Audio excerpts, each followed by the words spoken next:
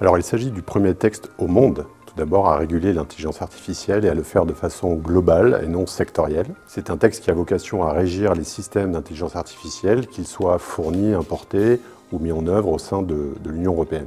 Il y a un certain nombre d'exceptions en fait, à ce texte, notamment les activités de recherche et de développement en matière d'intelligence artificielle qui, elles, ne sont pas soumises aux restrictions et engagements posés par le texte, dans un but de promouvoir en fait, la recherche justement dans ce domaine particulier. Notre apport de ce texte important, c'est la gouvernance qui est mise en place tant au niveau européen qu'au niveau national.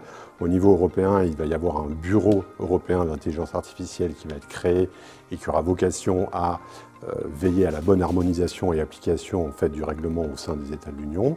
Il y aura aussi un comité européen d'intelligence artificielle auxquels participeront des instances nationales.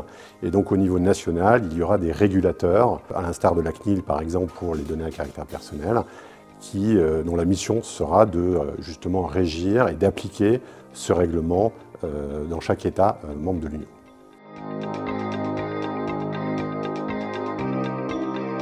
Alors ce projet, c'est la Commission européenne qui en est à l'origine. En avril 2021, elle a publié une première version de ce texte. Depuis, il y a eu un certain nombre de débats, beaucoup d'engagements en fait de la part des différentes institutions concernées, des débats notamment autour de la régulation des grands systèmes d'intelligence artificielle générative tels ChatGPT, ou encore de l'utilisation de l'intelligence artificielle à des fins d'identification biométrique au sein de l'espace public.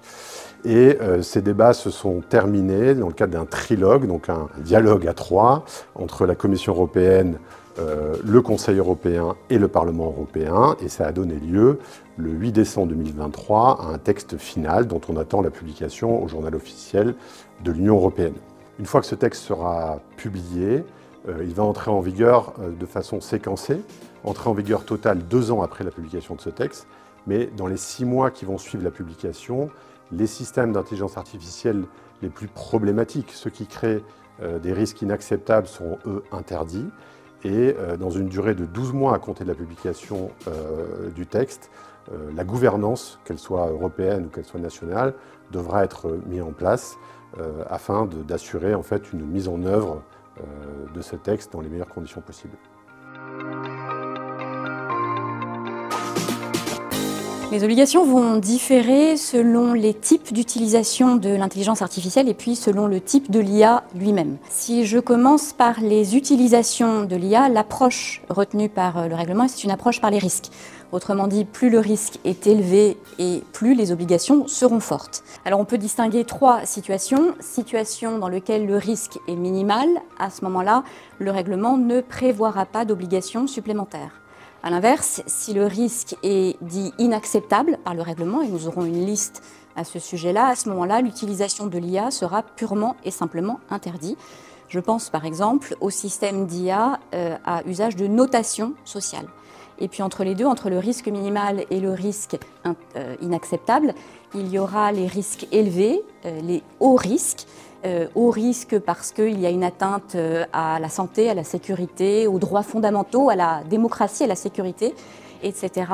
En ce cas-là, les fournisseurs de ces systèmes à risque élevé seront soumis à un certain nombre d'obligations, parmi lesquelles une obligation de faire une analyse de conformité de leur système et de se doter de protocoles de gestion des risques. S'agissant des types d'IA, les systèmes à usage général seront soumis à des obligations à part entière. Alors qu'est-ce que c'est qu'un système d'IA à usage général? C'est celui qui n'a pas été spécifiquement conçu pour une application particulière, qui peut être adapté, ajusté à un large éventail d'applications. Ce sont les systèmes de génération d'images, de reconnaissance de voix, de réponse à des questions telles ChatGPT pour les modèles de langage de grande taille.